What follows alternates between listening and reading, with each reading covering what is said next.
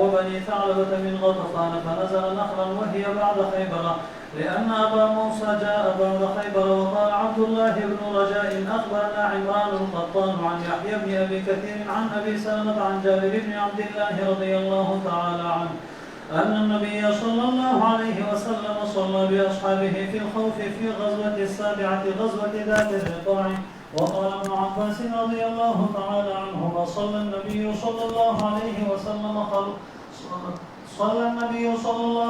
وسلم الخوف بذي قرن. وقال بكر بن سوادة وحدثني زياد بن نافع عن أبي موسى أن جابرا رضي الله تعالى عنه حدثهم صلى النبي صلى الله عليه وسلم بهم يوم محارب وثعلبة. وقال ابن إسحاق سمعت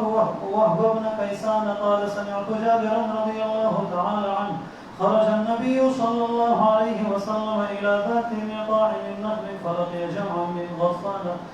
فلم يكن قتال وأخاف الناس بعضهم بعضا فصلى النبي صلى الله عليه وسلم ركعتي الخوف. وقال يزيد عن سلمة غزوت مع النبي صلى الله عليه وسلم يوم القرن. وبه قال حدثني محمد بن العلاء قال حدثنا أبو أسامة عن بريد بن عبد الله بن أبي بردة عن أبي موسى رضي الله تعالى عنه قال خرجنا مع النبي صلى الله عليه وسلم في غزوة ونحن 6 نفر بيننا بعير نعتقبه فنقبت أقدامنا ونقبت قدماي وسقطت أظفاري فكنا نلف على أرجلنا الخرق فسميت غزوة ذات الرقاع لما كنا نعصب من الخرق على أرجلنا. وحدث أبو موسى بهذا ثم كره ذلك قال ما كنت أصنع بأن أذكره كأنه كره أن يكون شيء من عمله أفشاه. وبه قال حدثنا قتيبة بن سعيد عن مالك عن يزيد بن رومان عن صالح بن خوات عمن شهد مع رسول الله صلى الله عليه وسلم يوم ذات الرقاع صلاة الخوف أن طائفة صفت معه وطائفة وجاه العدو فصلى بالتي معه ركعة ثم ثبت قائما وأتموا لأنفسهم ثم انصرفوا وصفوا وجاه العدو وجاءت الطائفة الأخرى فصلى بهم الركعة التي بقيت من صلاته ثم ثبت جالسا وأتموا لأنفسهم ثم سلم بهم. وقال معاذ بن هشام حدثنا هشام عن أبي زبير عن جابر رضي الله تعالى عنه قال خرجنا مع النبي صلى الله عليه وسلم بنخل فذكر صلاة الخوف. قال مالك وذلك أحسن ما سمعت في صلاة الخوف. تابعه الليث عن هشام عن يزيد بن أسلم أن القاسم بن محمد حدثه صلى النبي صلى الله عليه وسلم في غزوة بني أنمار. وبه قال حدثنا مسدد قال حدثنا يحيى بن سعيد القطان عن يحيى بن سعيد الأنصاري عن القاسم بن محمد عن صالح بن خوات عن سهل بن أبي حثمة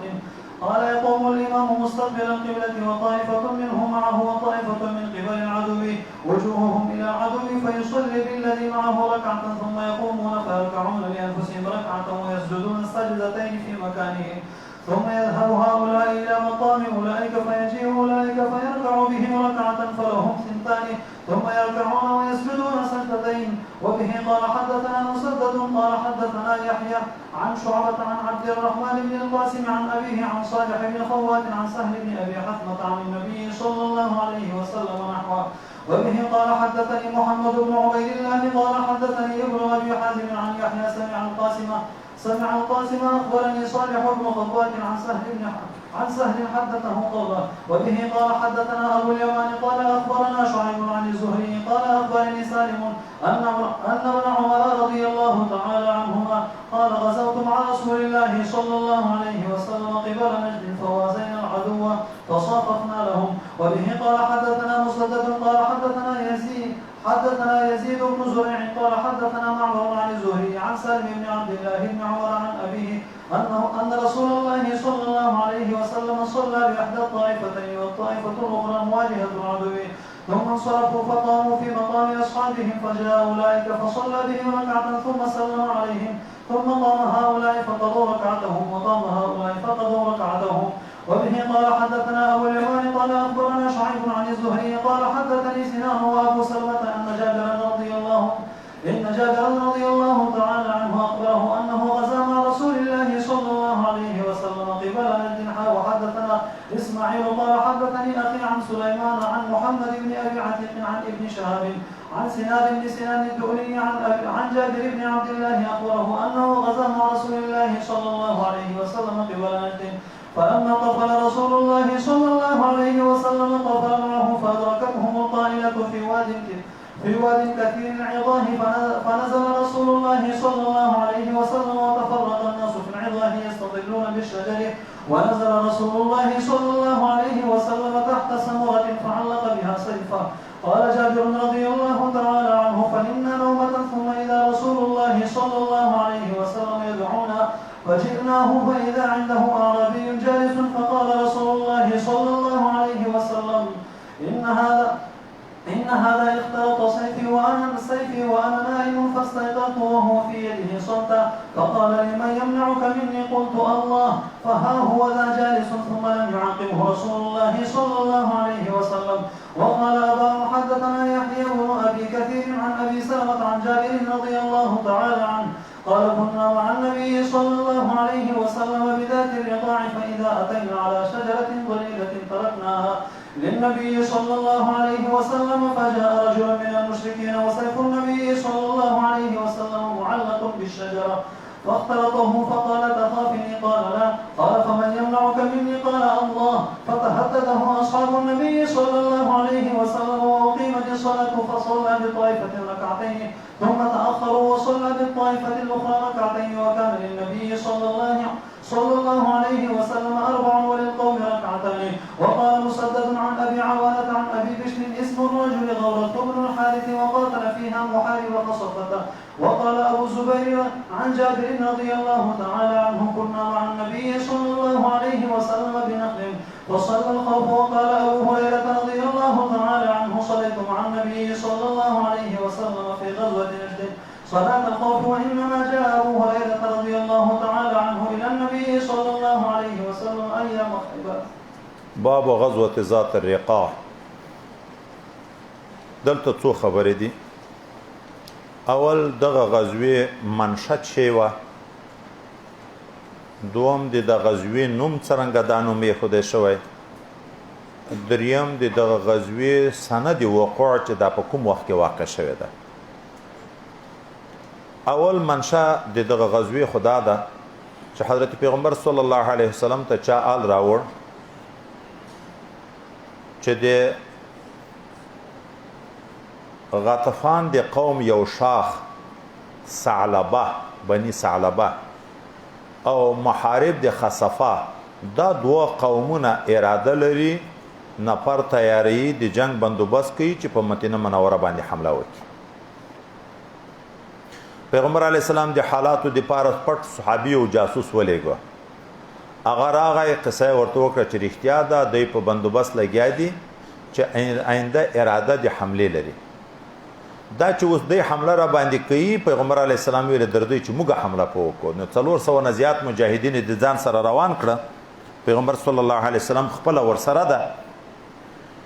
چې الته لاړو. هغه خلک خو نه خبره و د جنگ نه چې په موږ به حمله کیږي. دوی مالونه وبول چې پیغمبر علیه السلام او صحابه او ناڅاپه حمله وکړه. د ناڅاپه حمله دی وجنه یو څو کسان کې مردار شو.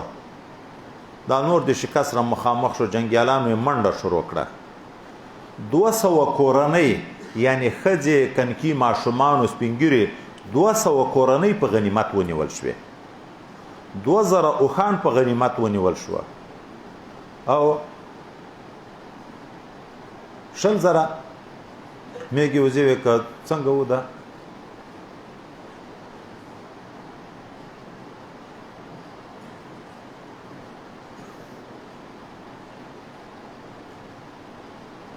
پنځه زره شاباس دا میږي وزې په غنیمت ونیول شو. حضرت جویریه رضی الله تعالی عنها چې ام المؤمنین دا هم په غنیمت دلته ونیول شو.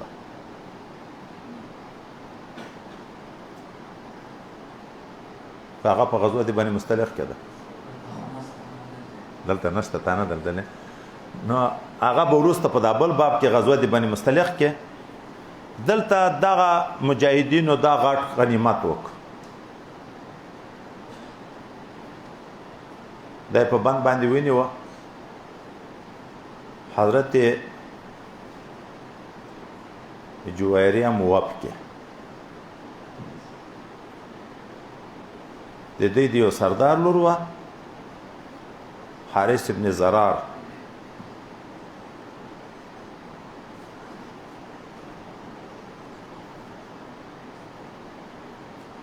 کاغه په د دومره قصه کې ده نو بهر تقدیر دلته دا کسان وینیو خدای پاک مسلمانانو ته یو لوی فتح نصیب کړه دا خو منشد جهاد و غزوه د ذات رقاع ولی ورته ویل کېږي د دغه لپاره یو توجیه دا ده چې ابو موسی اشعری رضی الله عنه وی چې موږ پی تانا کې حتی نوکان ولوید چې چیرې په فقط زخمی شو یو ځای کې بم یو چیرې پیدا کړ هغه بم تر وتړله بیا به بل ځای کې بل خل چیرې و مختلف رنگونه د چیرې و چې په کوم متاو کړي و ځکه غزوه د ذات رقاع ورته ویل کېږي یو دو موجود تسمیه دا کوم غره په څنګ کې چې دا جنگ شوی د دې غره رنگونه مختلف شکلونه وو ځکه غزوه د ذات رقاع ورته ویل کېږي دریم هغه آسان چې په دغه جهاد کې وو سپینو تور سره مختلف وو دغه وجنه غزوه د ذات رقاع ورته ویل کېږي څلورم جنډې د مسلمانانو سپینو تور رنگونه وو دا جنډې برګې وې دغه وجنه غزوه د ذات رقاع ورته ویل کېږي پنځم لمون پینې شو صلات خوف کې راغلی دغه وجنه غزوه د ذات رقاع لکه شته چې پینه ور وګنډې دا د وجه د تسمیه ده دریم دا غزوه څه وخت واقع ده نو په دې کې د اهل سیر یو لوی اختلاف ده د امام بخاری خپل رائے ده چې د خیبر د واقعین وروسته ده ابن اسحاق و نور علی مغازی به چې د خیبر نه مخکې ده امام بخاری بس په دغه زور کوي چې نه د خیبر نه شاته ده ولی یو روایت کې راځي چې حضرت ابو هریره کې شریک و په یو روایت کې راځي چې حضرت ابو موسی اشعری کې شریک و او هغه دواړه اتفاقی دي چې د خیبر د واقعین وروسته مسلمان شوي دي راغلی وروسته د پیغمبر علی السلام سره ابو موسی اشعری مسلمان خو مخکې و او حبش تتللی و بیا خیبر چې فتح و د خیبر د غنیمتو د تقسیم نه مخکې دی راورسېده خو د خیبر نه بعد راورسېده حضرت ابو هریره هم دغسې و چې د خیبر نه بعد په اسلام مشرف شو نو چې دوی دواړه پکې شریک دي خو دلیل دی دی چې دا واقعه د خیبر نه وروسته ده اما نور اهل سیر هغه بیا دا وی چې نه دا د خیبر نه مخکې ده خو خبره دا ده چې د امام بخاری په رایه دا ده چې د خیبر نه وروسته ده به په ترتیب کې د خیبر ولې مخکې ذکر کړی غزوه د خیبر خو وروسته را روانه ده وای کېدای شي چې اختلاف ته اشاره کړې وي یا سره له دې نه د خپل رایه دا ده خو بیا هم د هغه ډېرو ملایانو پر تبه چې هغو ډېر زور په دې باندې دا چې د خیبر نه مخکې ده نو حالت دم ترتیب کې مخکې ذکر کړي بل خبر دغه غزوه د ذات رقاع تفسیر چې اول عبارت کې کېږي دلته لږ خطایی ده پکې د خو د خطایی اصلاح مخکې نه وکړه په عبارت ویلو کې اصل داسې ده چې دا ظاهر پرېږدي وهي غزوه محاربه خصفه من بني ثعلبه من غطفان محارب ډېر پېښ شوي دي دا خصفت اضافت دغه وجه نه کړی چې تعین وشي محارب خصفه ظاهره چې دا د اولادې د بني ثعلبه ونه بني ثعلبه د شاخ د غطفان نو غطفان نیکه شو د محارب او حال دا محارب او غطفان دواړه د اکا زمن دي سره محارب ابن خصفه ابن قیس غطفان ابن سعد ابن قیس ثعلبه خو د غطفان به اولاده ده محارب طلب غوندې مقام شو ثعلبه دیغه د وراره غوندې مقام شو نو مشر څنګه د کشف اولاده کې راځي ظاهره ته ترتیب ته چګورو محارب خصفه چې محارب خصفه د اولادې د ثعلبه نه ده او ثعلبه د غطفان نه ده سره لدینو محارب او غطفان دواړه د اکا زمن دي دا سره امزول دي ثعلبه خو د غطفان په اولاده کې ده نو ځکه وروسته په عبارت کې یو را روان ده صلی بهم رسول الله صلی الله علیه وسلم یوم محاربه وثعلبه الته بیا واو راغلی نو ځکه وی چې دا دلته اول کې خطای د من نه ده واده کني ظاهر عبارت داسې ده ځکه اعتراض هم واردېږي چې اوله نه وثعلبه وی بیا خو مشکل نشته بیا اعتراض ولې واردېږي او دوی وی چې د خیبر نه وروسته ده او نخل ځای دغه نوم دغه علاقې د چې هغه جنگ کې شوی ده وایي شای کېدی شي چې خرماوې به ډېرې درلودې ځکه نخل نوم ورته کېښودی شوی ده دلته اوس په دغه غزوه کې حضرت پیغمبر علیه الصلاۃ والسلام صلات خوف هم کړی عبارت کې وی چې پیغمبر علیه السلام صلات خوف په اومه غزوه کې کړی چې هغه غزوه د ذات الرقاع ده بدر احد خندق قریظه خو پرون مې ویلې مشهوره د دغه نه بعد د قریظه نه مرایسع چې عبارت ورسېدو او شپږم خیبر وم ذات رقاع د بخاری زور خو په دغه د کنه چې د خیبر نو وروسته ده نو په ومه غزوه کې بیا تعین کې چې ومه غزوه کومه و غزوه د ذات رقاع په دغه کې صلات خوف کړی ده نو د مخ کې به یو خیبر به مخ کې منی ځکه خیبر شپږم او غزوه د ذات رقاع ذات ومه شوه او دا بل روایت چې ابن عباس رضی الله عنه نبی رسول الله صلات خوف په ځای قرات کې کړی د دغه نه بیا څه مطلب ده څوک وی د دغه نه مطلب دعوه د اتحاد ده چې غزوه د ذات رقاع غزوه د ذی قرات دا یو دی ولی په یو روایت کې راځي چې په غزوه د ذات رقاع کې صلات خوف کړی په بل کې راځي چې غزوه د ذی قرات کې کړی او دغه اول منځ کړی چې اول منځ د صلات خوف نمونه دوه شو خو واقعا پاسلی کې یو ده د غزایو په لحاظ ذی قرات مرتویل شوی ذات رقاع مرتویل شوی د جندو په لحاظ باندې ذات رقاع ورته ویل شوی د ځای په لحاظ چې قرض ورته ویل شوی نو د دعوام د دې لري چې دغه غزویم دواړه یو غزوه دي او بعضی اماغوی اهل سیر وی چې نه دا د یوې علاقې خو دوه محلې دي د یوې علاقې قریب محلې نه خو دا نه معلومیږي چې غزوه د نو یوه غزوه وي خو یو واره جنگ مثلا په دغه ظفر آباد باندې وشو بیا جنگ په دغه نږدې کورای باندې وشو مسافې سره نږدې دي خو واقعي دوی دي خو صلات خوف مقرر شوی ده د خونه د چې صلات خوف یو واره شوی او حضرت جابر وی چې ذی رقاع کې حضرت نبی علیہ الصلوۃ والسلام ورغی نبی علیہ الصلوۃ والسلام صلات خوف وکړه رکعتي الخوف دا ورسته روایت کې حضرت ابو موسی اشعری وی موږ د نبی علیہ السلام سره وتلی و شپږ کسان وو یو وخمو نوبت په سپریدو نو قدمونه مو سروي شو ایما قدمونه کې سروي شو یعنی تڼا کې شپه وچاوده نو کان مې ولویده نو موږ په خو باندې تیرې تاولې ځکه غزوه د ذات رقاع ورته ویل شي حضرت ابو موسی چې دا حال ذکر کو وروسته بیرته خپه شو چې دا مې څه ویلې دا خو مې د خپل تکلیف اظهار وکړ بیا ویلې ما خدا زړه نه و چې زه خپل عمل چاته ښکارا کوم ځکه لاندې نقطه ورشدي کی چې افضل دا چې خپل عمل نشي ښکارا کله شیطان په دغه وخت کې نیت ور خراب کی پر ریاکاری گرفتار کی اوس دلته بل خبر راغله چې حضرت ابو موسی اشعری وی شپږ نفر و موږ یو مو خو الته خو راغله چې غزوه د ذات رقاع کې د نبی له سلام سره 400 کسان وو نو څوک د غزوه د ذات رقاع دوه واره شوه ده یو واره د خیبر نه مخ کې یو واره د خیبر نه شاته ولی خو یو واره شپږ نفر ذکر دی یو واره 400 لیکن تلوار نه پکار حضرت ابو موسی ټول مرګري خي چې شپږو کدا دیو وخ شریکان شپږ خي خو دیو وخ شریکان شپږو د څه خو نه چې ټول کسان دغه وو خو خان کم وو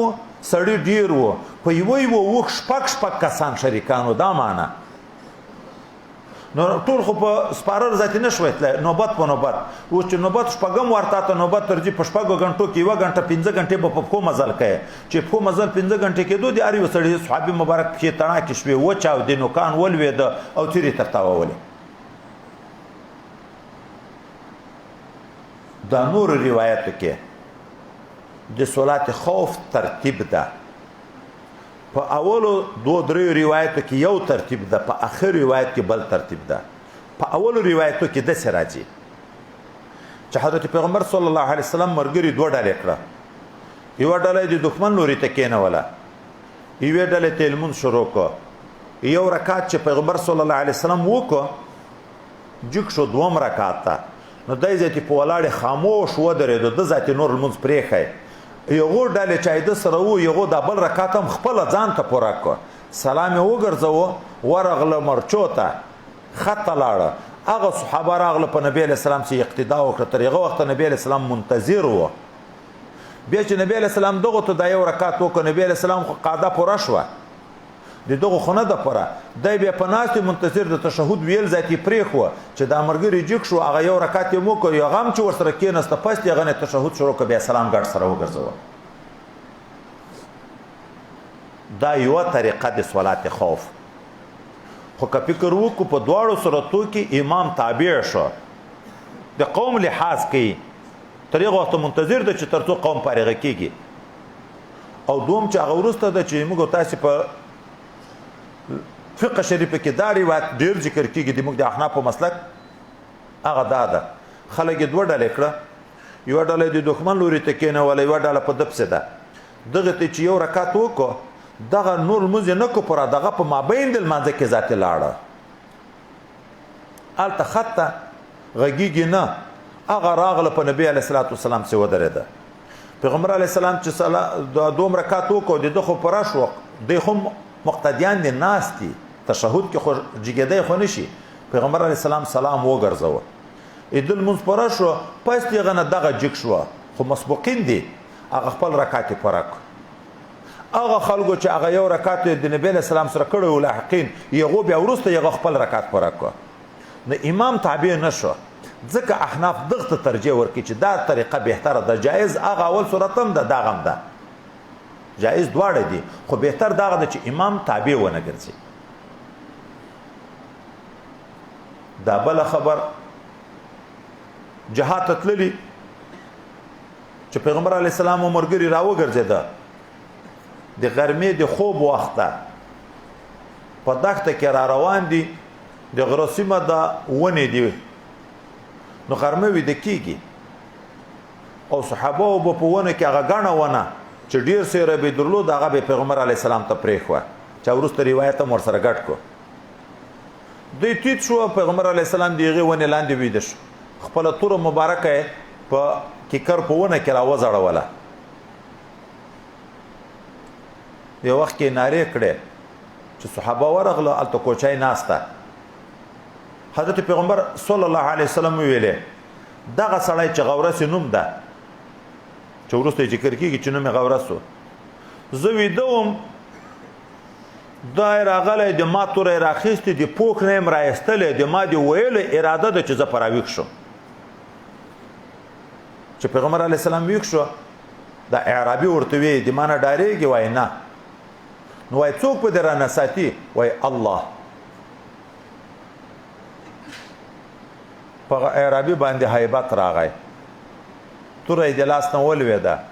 پیغمبر علیه السلام توره راواخیسته چې اوس به تا څوک رانه خلاصي وایي ما یې څوک هم نشي خلاصولی پیغمبر علیه السلام کار په ونه درلود په یوه روایت کې راځي چې صحابه ورته چې دا حال ښکاره کړو هغو خشکې ورته شروع کړې خو وخت لمانځه راغی دی په لمانځه ودرېده دغه صحابي بیا ایمان راوړی دغه کوچي بیا چې خپل قوم ته تللی دعوت یې کړی د ده په دعوت ډېر قومي مسلمان شوی اوس په دغه روایت کې داسې بیا راځي د صلات خوف طریقه چې پیغمبر صلی الله علیه وسلم خلک 2 ډلې کړه د یوې ډلې ته 2 رکعات لمونځ وکړه دا چې خلاص شو بیا یې 2مې ډلې ته 2 رکعات لمونځ وکړو نو د نبی کریم صلی الله علیه وسلم 4 رکعات شو د قوم 2 رکعات شو درته وزت دستی اشتباه ده چې دا حال د سفر او کدي اقامت و که مسافر وي خو لمونځ 2 رکعات ده امام په صلات خوف کې نیم لمونځ به یوې ډلې ته کوي نیم بلې ډلې ته په مخکې روایتو کې چې یو رکعت ذکر کېدو یو رکعت یوې ډلې ته وکړو یو رکعت بلې ډلې ته وکړو که مقیم وي امام به 2 رکعت یوې ډلې ته کوي 2 رکعت بلې ډلې ته خو مقتدیان به معلومات سپاره کوي که نه هلته یو رکعت مقتدیانو په جمع شو د نبی کریم صلی الله علیه وسلم 2 رکعت په جمع شو خو یو ما یو رکعت فرق نور خو د نبی علیه الصلاه والسلام هم 2 رکعت المنځ دي دیم 2 رکعت دا دلته ولې فرق شو چې د نبی کریم صلی الله علیه وسلم 4 رکعت او د دوی 2 نو دغه یو خو اسانه ښه جواب لاند دا چې د دوی 2 دا معنا چې د 2 په جمع شو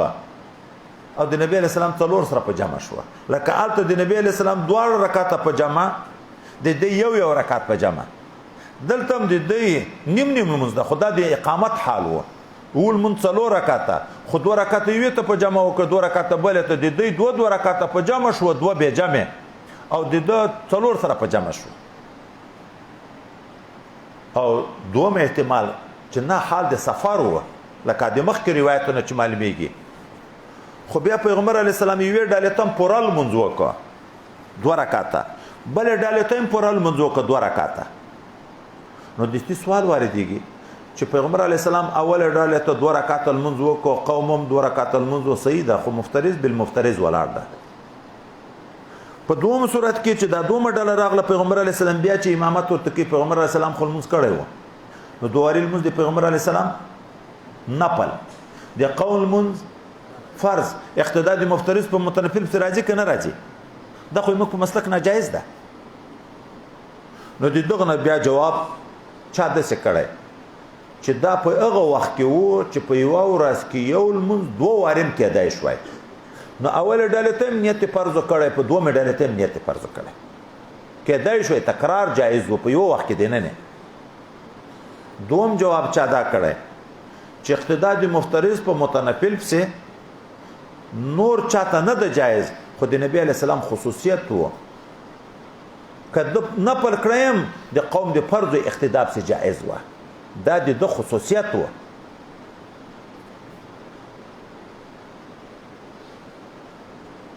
اوس صلات خوف مسله خو متفصیلی بیا موږ تاسو ته ترمذی شریف کې را روانه ده روان نه نم د صلات خوف اوسم صلات خوف کې دی شي جایز ده خو بهتره ده چې نن سبا علم کمزور ده په دغه مسلو څوک نه دي خبر چې په مابین د المنځ کې تا ګوره تا د شروع کو طالبان به خلک مړ کې چې دای څخه المنځ کو بهتره ده چې وی ډلې ته د ځان ته امام مقرر کې بل ډلې ته ځان ته نیم المنځ دی ګوخه یو کې نیم المنځ بل الته خو د نبی علیه السلام د المنځ شوق دی ټولو سره وو د نبی علیه السلام المنځ یقیني قبول وکنو قبول هر صحابي دا غوښتي ظلم څوک چې مال مزم قبول شي د تنازع سره اوسم که د تنازع سره تو د یو بزرګ عالم د دې سره په جهاد کې موجود وو چې د مجاهدینو اړ یو شوق دا و چې ظلم په دبسه وکم ځکه حدیث مبارک کې راځي چې څومره په متقی انسان چې المنځ وکي هغه قبليږي که اوسم د غاسي وکي خو که د نزاع صورت ده نه جنجال منجال شته نه او خلک په مسایلو پوه دي نه بیا بهتره ده چې اړ ډلې ته دي ځان ځته مون خو ورسره د دغه ځای نه خصوصیت دی اهتمام د عباداتو معلومیږي ګوره نه به جهاد د المنځ دی وجه نه پرېږدي نه به جمع د جهاد دی وجه نه پرېږدي جهاد کار بم کې خو د جمع اهتمام بم کې نه به جمع د جنگ دی وجه نه پرېږدي نه به جنگ د جمع دی وجه نه پرېږدي یو بل نه دواړه کار به کې خو چا ممکن وي سره خو کله امکان نه ورسره را روان ده صلات خوف ممکن نه و بیا فرادا غوخي وکي پرېږدي به نه بیا صرف جمع پاتې شو نور به کې غوخي رجالان و رکبانا پیاده غوخي که حتی په خو نه قادر دښمن در سره نږدې شو وی مجبور دا فرض المنز په آسو په اوښ سپاره د اشارې په حال کې یو صورت دا ده چې مسلمانان کمزوري مطلوب وي په دغه وخت کې ورته جایز ده. کني فرض خو په اشاره نه دی جایز چې سړی په ولاړې قادر وي. یو د بارانه او د خټو په صورت کې چې ځای د درېدو نه وي هلته لمونځ په ولاړې باندې په اشاره باندې ورته جایز ده.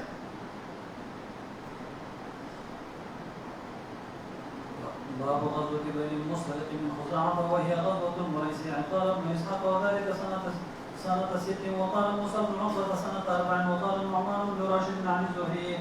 كان حديث الإفك في غزوة المريسيع. وبه قال حدثنا قتيبة بن سعيد قال أخبرنا إسماعيل بن جعفر عن ربيعة بن أبي عبد الرحمن عن محمد بن يحيى بن حبان عن أبي محيريز أنه قال دخلت المسجد فرأيت أبا سعيد الخدري رضي الله تعالى عنه فجلست إليه فسألته عن العزل. قال أبو سعيد رضي الله تعالى عنه خرجنا مع رسول الله صلى الله عليه وسلم في غزوة بني المصطلق فأصلنا سبيا من سبيل العرب فاشتهينا النساء فاشتد علينا العزبة وأحببنا العزل فأردنا أن نعزل وقلنا نعزل ورسول الله صلى الله عليه وسلم بين أظهرنا قبل أن نسأله فسألناه عن ذلك فقال ما عليكم ألا تفعلوا ما للنسمة كائنة إلى يوم القيامة إلا وهي كائنة. وبه قال حدثنا محمود قال حدثنا عبد الرزاق قال أخبرنا معمر عن الزهري عن أبي سلمة عن جابر بن عبد الله رضي الله تعالى عنه قال غزونا مع رسول الله صلى الله عليه وسلم غزوة من نجد فلما أدركته الطائلة وهو في واد كثير العظاه فنزل تحت شجرة واستظل بها وعلق سيفه فتفرق الناس في الشجر يستظلون وبيننا نحن كذلك إذ دعانا رسول الله صلى الله عليه وسلم فجئنا فإذا أعرابي قاعد بين يديه فقال إن هذا أتاني وأنا نائم فاختلط سيفي فاستيقظت وهو قائم على رأسي مختلط صوتا قال من يمنعك مني قلت الله فشامه ثم قعد فها هو هذا قال ولم يعقبه رسول الله صلى الله عليه وسلم. هلته په مخکې قصه کې تاسو زه په اشتباه کې واقع کړم. حضرت جویریه په یغه واقعه کې وه چې هغه خلک ونیول شو په غنیمت په هغه سبې کې حضرت جویریه چې د دې د سردار لور وه دا هم وه. دا بیا یو صحابي ته ورسېده. بیا چا ورته ویل چې دا خو د سردار لور د نبي علیه السلام ته ویل چې د تا سره مناسب ده. هغه صحابي د دې سره عقد کتابت کړی و. دا راغله په خپله نبي علیه السلام ته کته دا د ما بدل د کتابت را سره پرې کې. نبي علیه السلام ورته ویل زه به د بدل د کتابت هم پرې کم او بیا به د په نکاح هم کم. دا نو نهایت زیاته خوشحاله شوه. پلار سردار ډېر اوښان را روان کړه د دې د خلاصېدن دپاره چې زه به دا ټول ورکم. پیغمبر علیه السلام ته کیمالورې را پرېښوه. خو په دغه اوښانو کې دوه ډېر کره اوښان وو. تر یو ځای راتلو دا نږدې چې شو دلته یې شیطان نیت ور بدل کړو چې دغه دوه خو ما ورکوه. اول یې ټولې اراده وه چې دا دوه ما ورکوه. دا یې په یو خوړ کې پرېښوه. دا نور یې راوسته. پیغمبر علیه السلام ته ویل چې زه به دا ټول اوښان درکړم د مالو رک. پیغمبر علیه السلام ورته ویل هغه دوه اوښان دې څه کړه چې هغه پرانۍ کنده کې دې پرېښوه. دا ته خدای پاک زړه ته وروغورځول چې دا د خدای پاک حق پیغمبر ده. ځکه د ما او د الله نه بغیر خو بل څوک په دغه نه و خبر. نو دستي ویل چې زه شاهدي ورکوم په دې چې ته د خدای حق پیغمبر یې. ایمان یې راوړ. چې ایمان یې راوړ د ایمان نه بعد پیغمبر علیه السلام ورته ویل ورشه د لور نه دې پوښتنه وکړه که در سره ځي اجازه ده. چې لور ته ویلې لور ورته ویلې زه الله او رسول غوره کوم په هر چا باندې زه د هغو جوار نه پرېږدم او دلته د دم ذاتې د تګ اراده نه وه چې بویځي. ولې مسلمان شو چې لور یې د نبي علیه السلام سره وي. تر دغه نه لوی سعادت چیرې ده چې سړي زوم پیغمبر علیه السلام وي. خو حضرت عایشه صدیقه وی دا ځای بیا مهم ده چې دوی وی چې نسب ته اعتبار نشته. حضرت عایشه صدیقه وی هیڅ ښځې خپل قوم ته دومره ګټه نه ده رسولې لکه حضرت جویریه چې خپل قوم ته ورسوله. ولې چې دا نبی علیه السلام په نکاح کړه هغه 200 کورنۍ چې په بند نیول شوې وې منځې غلامان تر جوړ شوي وو هغه صحابه تقسیم شوي بیرته صحابه ټول آزاد کړ چې دا اوس سرګنۍ د پیغمبر علیه السلام شوه چې رسول الله صلی الله علیه وسلم د دغه قوم یوه ښځه په نکاح کړه خو هغه یې سرګنۍ شوه. د رسول الله د سرګنۍ په احترام ټول آزاد کړه. ټول قوم 200 کوره غلامانو مین تر جوړ شوي وو هغه ټول بیرته آزاد کړه. دا بل واقع غزوه د بني مستلق چې غزوه د مريسع مرته ویل کېږي په شپږم کال د هجرت باندې راغله څوک چې په څلورم کال د هجرت باندې راغله حدیث د اف چې وګ به ثبات الخير ان شاء الله ذکر کوو دام په دغه واقع کې پېښ شوی ده صرف دلته به یو خبره وکړو صحابي مبارک وی چې دلته په دغه غزوه کې موږ څه انسانان په غنیمت ونیو په دغه کې خځې هم وي او څو شپې مسافري م کړې و دا د واده نه لري توپ ډیره سودا د طالب د ملا دا د خدای رحم ده خدای مو دی وساتي د ګناونه چې سړی د نور نه ځان ساتي خود به اشتها خپل عادت کیږي چې څوک خراو خزانه پیژني نو دیغه به د خځه څه سودای صحابه خو پاک وو ګناوي نه وي اوس نو چې خځه ویني پتري صفت خدای په انسان کې چې شاو کې ورته کیږي او الته روا هم د جما کول ور سره ولې خو مینځ شپه روا هم ده خو بل طرف ته خبره چي ده دا چې د مینځ سره جما وکي د دغه مینځ اولاد پیدا شي ولده د دغه خرڅول بیا ناجائز دي دا دغه اولاد دی وجنه مستحق د عتق شو چې کلم سړی مړ شو خو په میراث خپل اولاد ته ورپاتې کیږي من ملک زارح من محرم منه فليعتق عليه نو دوی دا خیال یو چې اوس که جما کوو التم اولاد پیدا شي الته یو مسکینان سبب خرڅو به خرڅوای نشو نو درځي عازل وکړو چې جما وکي د منیو د انزال په وخت کې بیرته ځان دی باندې و باسه منی دی باندې توي کې چې اولاد نشي پیدا دغه عزل ویل کېږي خدا چې اوس نبی عليه السلام موجود درځي پښتنه خو وکړو پیغمبر عليه السلام نه پښتنه وکړه یغه ورته ویلې کته چې عزل ونه کوي څه ګناه نشته څه معنا جائز خدا خدای د تقدیر مخنیوي نشي کړی چې الله لیکل وي هغه اولاد بکیږي تا به خیالم نه وي چې د مان منی وته هغه به یو څاڅ کتل وي التبع علق راغلی وي خوس دلته د عزل وګدا مسله نه ذکر کوو تفصیلی ځای په بل ځای کې را روان ده صرف دومره ذکر کو چې د اولاد مخنیوي چې اولاد مې ونزيږي دا په دوه حیثیتو ده یو د عذر په بنیاد هغه عذر چې د خځې د خطر د وجه نه چې آینده کې کبیا حمل او ولادت راځي د مرګ خطر د خځې نو چې بیرته خځه حامله نشي د ژوندۍ خځه بچي اولاد خو لیاتر سره نشته په دغه عذر جائز ده نور تفصیل به بیا الته ذکر کوو یو دا چې د کفارو د صدا خاندانی منصوبه بندي په نامه چې فکر دادا چې پیداوار د انسانانو کم شي ځکه د موږ د ملک وسایل د ملک د افرادو د خوراکو د چکاکو د پوخاک اسباب نشي برابرولای نو موږ د رزق بندوبست نشو کړای چې نفر کم شي بیا به کړای شو په دغه عقیده باندې خاندانی منصوبه بندي دا حرام او ناروا دي ولې دغه بنیاد په دې ده چې رازق د اولاد خپل پلار ځانو بولی چې زه بیا د 15 شپږو اولادو رزق نشم بندوبست کولای یو دوه مې بس دي رازق څوک ده الله تعالی ده الته موږ ته حکم دی رسول الله دا چې ډیر اولادونه زیږوي چې په تاسو ډیرواله زه بیا فخر کوم په ورځ قیامت باندې او دوی د دغه لپاره چې دا شرح الولادت کم شي اولاد زیږیدن کم شي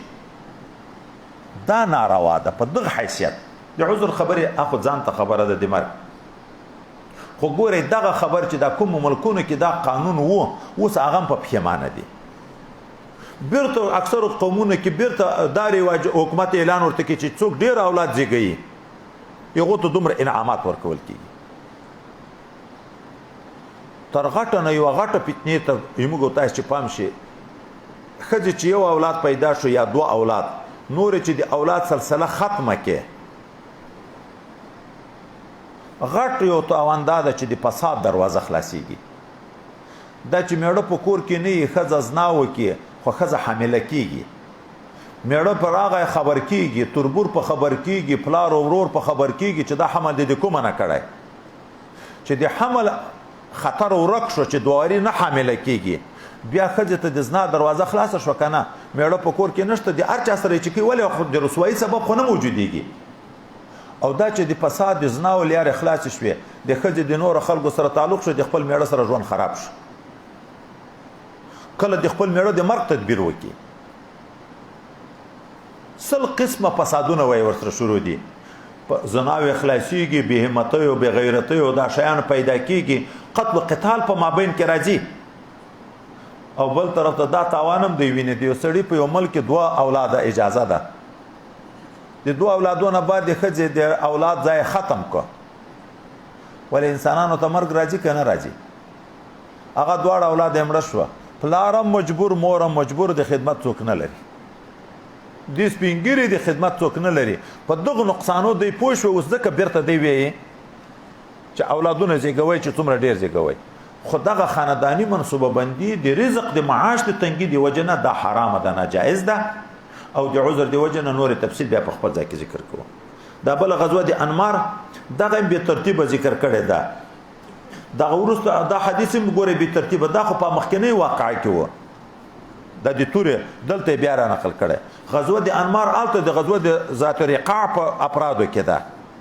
د دلته ذکر کړي الته وی غزوه د بني مستلق کې د افک واقعه ده الته ورسته د افک واقعه د استباب سره روان ده په مابین کې بیا فصل په غزوه د انوار سره ولې کوي وای دا سهو د ناسخ ده د ترتیب بدل شوی نور دغه ویلي کده عبارت وي باب باندې به وده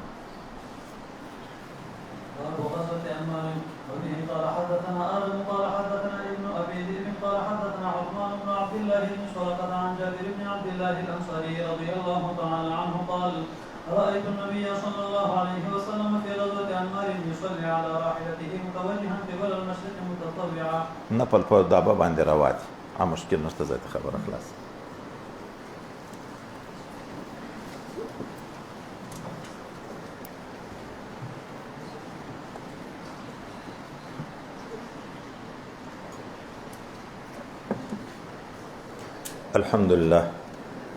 الحمد لله رب العالمين والعاقبة للمتقين والصلاة والسلام على حضرة رسوله محمد وعلى آله وأصحابه أجمعين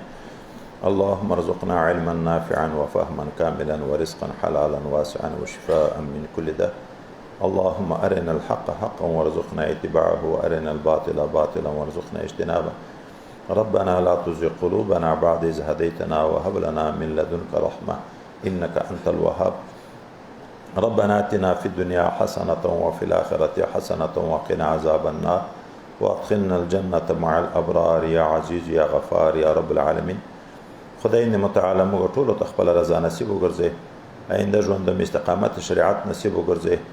ټول په شر درست حاجتونه د ټولو مسلمانانو پر وګرځي خصوصا کوم خلک چې موږ ته دعاوي کوي یا د موږ نه دعای غواړي اخلاص کی محبت کی خدمت کی معاونت کی الله تعالی د ټولو په شر درست حاجتونه دینی او دنیوي د غیب د خزانو پر ټول په شر درست حاجتونه پر کې د آفات او بلیات او مشکلاتو نه حفاظت نصیب کې موږ د مدرسې ټول ضرورت الله تعالی ته پر وګرځي تاسو سهار واره د ناظم سره چې د میاشتې تقریبا 14 لک روپۍ خرچه راځي دا اسباب الله تعالی برابرۍ خدای پاک د خلکو زړونو ته د علم او د علما او د مدارس او محبت واچي الله تعالی د مسلمانانو ته چې داسې دینی ادارې چلی او کومکونه ورسره کوي الله د عوض یو په ولکه په دنیا او په آخرت کې نصیب وګرځي موږ ټول مسلمانانو ته د خدای پاک توفیق ته طاعت او عبادت او بندګي نصیب کړي موږ ځان مال اولاد د خدای پاک په غلار باندې مصرف کړي چې الله پر راضي کیږي رسول الله صلی الله علیه وسلم پر راضي کیږي د ټول اسلامي ملکو د الله حفاظت وکړي د افغانستان په حال خدای پاک ته د خیر فیصله وکړي الله تعالی په ټول افغانستان کې صحیح واقعي اسلامي نظام راولي د امن او د سکون او د خوشحالي ژوندۍ مسلمانانو ته نصیب وګرځي